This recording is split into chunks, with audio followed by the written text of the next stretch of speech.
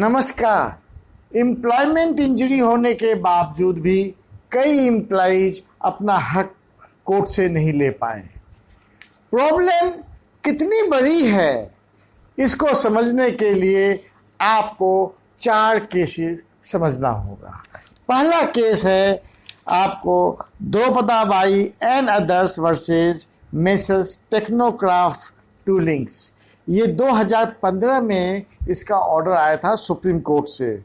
इस केस में एम्प्लॉयज़ की मौत हो गई थी फैक्ट्री में और वो लेबर कोर्ट में गया, हाई कोर्ट गया, सुप्रीम कोर्ट गया, उसे कोई भी पेमेंट नहीं मिल पाया।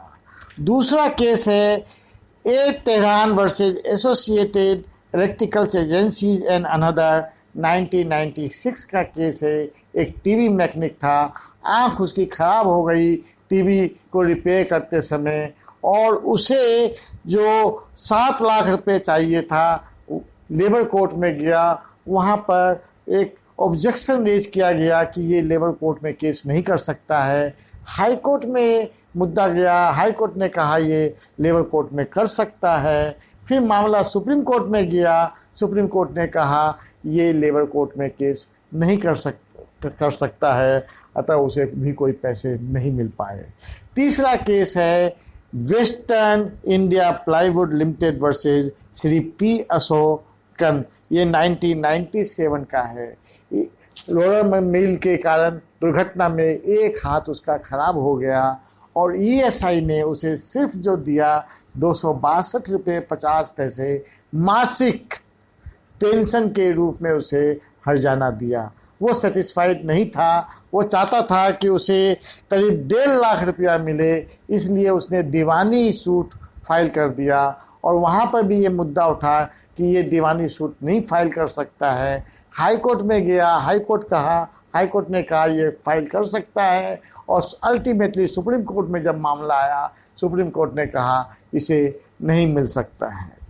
चौथा केस है national insurance company limited versus Hamida Khatoon and others. ये 2009 का केस है, सुप्रीम कोर्ट का केस है। इसमें उसे ऑफिस से वापस लौटते समय एक्सीडेंट हो गया, 1,20,000 रुपया उसे मिला और मैटर सुप्रीम कोर्ट में गया। सुप्रीम कोर्ट ने कहा यह गैर कानूनी है, अतः उसे भी कुछ पैसे नहीं मिले। तो ऐसा क्यों हुआ, इसको समझने के लिए आपको ईएसआई एक्ट के कानून को समझना पड़ेगा। इसमें 2 प्रावधान हैं, सेक्शन 53 एंड सेक्शन 61। दोनों क्या कहते हैं कि अगर ईएसआई में आप इंश्योर्ड हैं तो आप जो हैं ईएसआई एक्ट के तहत ही अपना मुआवजा ले सकते हैं। इसके अलावा मालिक या किसी और आदमी से और किसी कानून में आप नहीं ले सकते हैं। एक एम्प्लॉयमेंट इंजरी के जो आपको मुआवजा मिलना होता है ईएसआई के तहत भी मिल सकता है और दूसरे कानून के तहत भी मिल सकता है, लेकिन आपको सिर्फ ईएसआई के तहत ही मिल सकता है। कानून का ऐसा कहना है। अब हम इसको विवेचन करेंगे, समझने की कोशिश करेंगे इस सेक्शन का क्या प्रभाव पड़ा। मान लिया जाए कि आप जो हैं पॉलिसी नहीं लेते हैं या 21,000 तक ईएसआई पॉलिसी लेते हैं, 21,000 से ज़्यादा की तनख्वाह है और उसे कोई एम्प्लॉयमेंट इंजरी हो जाती है, क्या उसे मुआवजा मिलता है या नहीं मिलता? उसे मिलता है, वर्कमैन कंपनसेशन एक्ट है। अगर मान लिया जाए आपको मालिक ट्रेन से कहीं बाहर जाने के लिए कहे और आपको माल बेच कर आना है या किसी और ऑफिस और ट्रेन की दुर्घटना हो गया, तो रेलवे अथॉरिटी जब अनाउंस करेगी कि जो दुर्घटना हो गए हैं, जो मर गए हैं, उनको इतने पैसे मिलेंगे और जो चोट लग गई है और उनको इतने पैसे मिलेंगे, तो ईएसआई के कारण से आपको नहीं मिल पाएंगे। आप समझिए हवाई जहाज़ से जा रहे हैं जहाँ बहुत अच्छा पेमेंट का डिक्लेरेशन होता है, वो आपको नहीं मिल पाएगा। आपने अगर वहाँ रसोई में चाय बना रहे हैं मालिक के लिए और सिलेंडर फट गया, 50 लाख रुपए तक का मुआवजा होता है, आप नहीं ले पाएंगे। ईएसआई में छोटी रकम मिलती है, आपको पेंशन के रूप में मिलेगी डेथ होने के बाद। आप उसी में आपको संतोष करना पड़ेगा। अगर आपने प्रधानमंत्री एक्सीडेंट योजना में अपना 12 रुपये बैंक में देते हैं और ईएसआई में इंश्योर्ड है, तो आप प्रधानमंत्री योजना का फायदा नहीं ले पाएंगे। क्यों? 53 के कारण से और 61 के कारण से। एक बात और बोलना चाहता हूं कि अगर आपने LIC पॉलिसी ले रखी है, मुझे ऐसा कोई केस लॉ नहीं मिला, मैं स्टडी करना चाहता था, मेरे मन में एक क्वेश्चन है, अगर कोई दुर्घटना हो गई और आपकी मृत्यु हो गई तो आप क्या LIC का पैसा ले पाएंगे? एक क्वेश्चन मार्क है कि LIC भी कोर्ट में आकर वही बात बोलेगी कि ये 53 में जो आपको बेनिफिट मिला हुआ ESI में, आप ESI में ही ले सकते हैं, LIC से नहीं ले सकते हैं। मैंने आपको ये जो 53 और 61 का जो विवेचन है, करीब 20 साल कोर्ट में चला, सुप्रीम कोर्ट में। मैंने 94 की भी रूलिंग बताई और 2015 की भी रूलिंग बताई, करीब 20 साल का। उससे 20 साल पहले क्या झगड़ा होता रहा कि ये एम्प्लॉयमेंट से रिलेटेड इंजरी नहीं है। आप घर से बाहर निकले, रास्ते में एक्सीडेंट हो गया, या आप ऑफिस से घर गए, बीच में एक्सीडेंट हो गया, आपको नहीं मिला क्योंकि एम्प्लॉयमेंट पर नहीं हुआ। आप एक केस में तो मैंने ऐसा पढ़ा कि 10 बजे ऑफिस आवर चालू होता है, 9:30 बजे आप पहुंच गए, 9:50 पर घटना घट गई, तो आप ऑफ ड्यूटी पर नहीं है, एम्प्लॉयमेंट चालू नहीं हुआ। इस बात पर झगड़ा होता रहा और 20 साल हमारी सबसे सर्वोच्च न्यायालय भी और वेरियस हाई कोर्ट इस मुद्दे पर फंसे रहे कि एम्प्लॉयमेंट के कारण से हुआ या नहीं हुआ। लास्ट में इंग्लिश कोर्ट के जस्टिस डेनिंग ने इसका हल निकाला। उन्होंने कहा अगर रीजनेबल नेक्सस है एम्प्लॉयमेंट से तो एम्प्लॉयमेंट इंजरी माना जाएगा। इसका नतीजा यह हुआ कि 2000 में एक सेक्शन ESI में आया 53E, जिसमें कहा गया कि आप घर से ऑफिस और ऑफिस से घर के बीच में कोई दुर्घटना हो जाती है तो एम्प्लॉयमेंट इंजरी माना जाए। तो अब आपको क्या करना है? 53 और 61 में जो आपको, क्या आप संतुष्ट हैं? क्या आपको जो अधिकार दिए गए हैं, आप जो पॉलिसी लेते हैं, आप खुश हैं? 53 की जो लैंग्वेज है शैल नॉट, ये जो नेगेटिव लैंग्वेज है, ये पॉजिटिव होनी चाहिए कि 653 में आपको ESI के तहत जो ESI कानून के तहत जो आपको बेनिफिट मिलना चाहिए वो मिनिमम आपको मिलेगा। उसके अलावा किसी दूसरे कानून में आप एंटाइटलमेंट है वो भी आपको मिलेगा, ये तय होना चाहिए, पहली बात।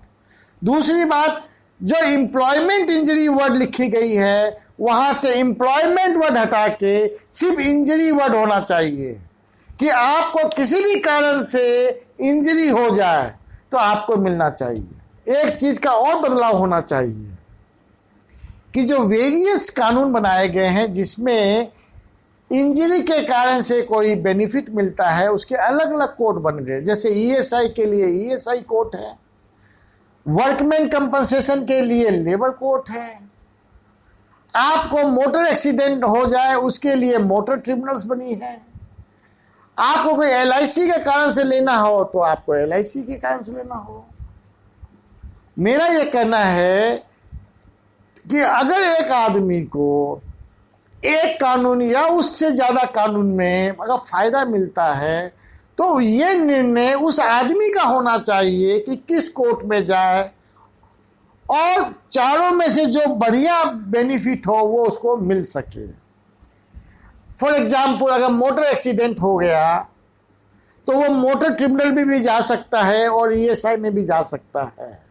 अगर वो ESI में गया और ESI में ये प्रावधान है उसके मुताबिक उसको 5,000 रुपये महीने की पेंशन मिलेगी मंथली, और मोटर एक्सीडेंट ट्रिब्यूनल के मुताबिक उसे 20 लाख रुपया मिलना चाहिए। तो प्रावधान ये होना चाहिए कि उसको मिनिमम जो ESI में दिया गया है वो तो मिलना ही चाहिए, उसके अलावा जितने एडिशनल बेनिफिट है उसे मोटर एक्सीडेंट ट्रिब्यूनल में वो भी मिलना चाहिए, और उसके लिए उसको मोटर ट्रिब्यूनल जाने की जरूरत नहीं पड़नी चाहिए, वो ESI कोर्ट को ही पावर मिल जाना चाहिए। या अगर मोटर ट्रिब्यूनल में गया और मोटर ट्रिब्यूनल ने यह पाया कि यह ईएसआई में इंश्योर्ड है, तो मोटर ट्रिब्यूनल को भी यह पावर होना चाहिए कि ईएसआई के मुताबिक जो उसको मिलना चाहिए वो मिनिमम जरूर मिले, और मोटर ट्रिब्यूनल एक्ट के मुताबिक जो उसको मिलना चाहिए वो उसको एडिशनल मिले। अगर इसी ढंग से अगर 3 कानून के तहत उसे कोई मिलता है या 4 कानून के मिलता है, रेलवे में कोई दुर्घटना हो गई, रेलवे ट्रिब्यूनल में जाए या वर्कमैन कंपनी लेबर कोर्ट में जाए या सिविल कोर्ट में जाए या ईएसआई में जाए, कहीं जाए, ये जो जुरिडिक्शन का झगड़ा होता है 20-20 साल 25-25 साल, जिस कारण से कोर्ट कहती है सुप्रीम कोर्ट कि ये गैर कानूनी है, इस कोर्ट को कोई पावर नहीं है, कम से कम गरीब मजदूरों के लिए जो ईएसआई में कवर्ड हैं, यहाँ से शुरुआत होनी चाहिए कि फोरम का झगड़ा जो है ES 61 में ऐसे प्रावधान कहे कि फोरम का कोई झगड़ा नहीं रहेगा। उन्होंने कहा कि आप किसी दूसरे कोर्ट में नहीं जा सकते, दूसरे कानून का फायदा नहीं ले सकते। इसमें यह भाषा होनी चाहिए कि आप अगर किसी भी कोर्ट में गए हैं तो जुरिडिक्शन का इशू नहीं होगा, वो कोर्ट बाकी कोर्ट का भी जुरिडिक्शन को एज्यूम करेगी और उसका फायदा देगी। तो ये कैसे होगा? ये मामूली नहीं है। इसके लिए सबसे पहले आपको जागरूक होना पड़ेगा, आपको समझना पड़ेगा कि आपका इसमें शोषण हो रहा है। आपको जिस नाम को, जिस बेनिफिट को बताकर ईएसआई पॉलिसी बेची गई है, वो कहीं ना कहीं आपके दूसरे हक छीन लिए गए हैं। आपसे पैसे भी ले लिए गए और आपका हक भी छीन लिया। आपको जो हक मिलना चाहिए वो नहीं मिला। तो आप इसके लिए जब जागरूक होंगे, इसके लिए आपको ही कदम उठाना है, मैंने तो सिर्फ बताना है। तो आप इसको एक ड्राफ्ट कीजिए कि उन रूलिंग्स का हवाला दीजिए जिस कारण से लोग वंचित रहे। आप एम्प्लॉयमेंट, कोर्स ऑफ एम्प्लॉयमेंट का हवाला दीजिए। 20 साल तक सुप्रीम कोर्ट फंसी रही और उसके कारण से एक 53E लाना पड़ा। ऐसे प्रावधान की क्यों जरूरत है? इंजरी किसी भी कारण से हो, आपको सिक्योर करे कानून। आपको क्यों सिर्फ एम्प्लॉयमेंट के कारण होगा तभी आपको मिलना चाहिए? जब गवर्नमेंट मानती है कि आप एक कमजोर वर्ग हैं और आपके लिविंग स्टैंडर्ड और आपके जीवन को सुरक्षित करना है, तो ऐसे टर्म्स का यूज न करें। तो आप इसके लिए ईमेल बनाइए, एक अच्छा सा ड्राफ्ट बनाइए, आप अपने काउंसलर को भेजिए, एमएलए को लिखिए, एमपीज को लिखिए, आप अपनी ट्रेड यूनियन को लिखिए, आप एम्प्लॉयर को लिखिए, आप ईएसआई को लिखिए, आप मिनिस्ट्री ऑफ लेबर को लिखिए, मिनिस्ट्री ऑफ लॉ को लिखिए। अगर आपको ड्राफ्टिंग करने में कोई दिक्कत आती है तो मैंने आपके लिए एक मॉडल ड्राफ्ट भी तैयार किया है। आप वो ड्राफ्टिंग लेके, आप कॉपी करके अपनी तरफ से आप लिखेंगे, इस पर चर्चा चालू होगी। तब गवर्नमेंट को ये बात, जब अपना हक मांगेंगे तब आपको हक मिलेगा। ये तो काम आपको खुद ही करना है, मेरा काम आपको सिर्फ बताना है। आपने मेरी वीडियो बहुत ध्यानपूर्वक सुना, इसके लिए बहुत बहुत धन्यवाद। और भी मैं ऐसी वीडियो आपके सामने लाता रहूँगा। अगर आपने इस चैनल को सब्सक्राइब नहीं किया है तो आप अभी तुरंत सब्सक्राइब कीजिए और बेल बटन को हिट कीजिए ताकि कोई भी वीडियो छूट नहीं जाए। आप इसको मैक्सिमम शेयर कीजिए, आप अपना ही भला कीजिए, औरों का भी भला कीजिए। और इसके लिए फिर से पुनः एक बार आपको धन्यवाद।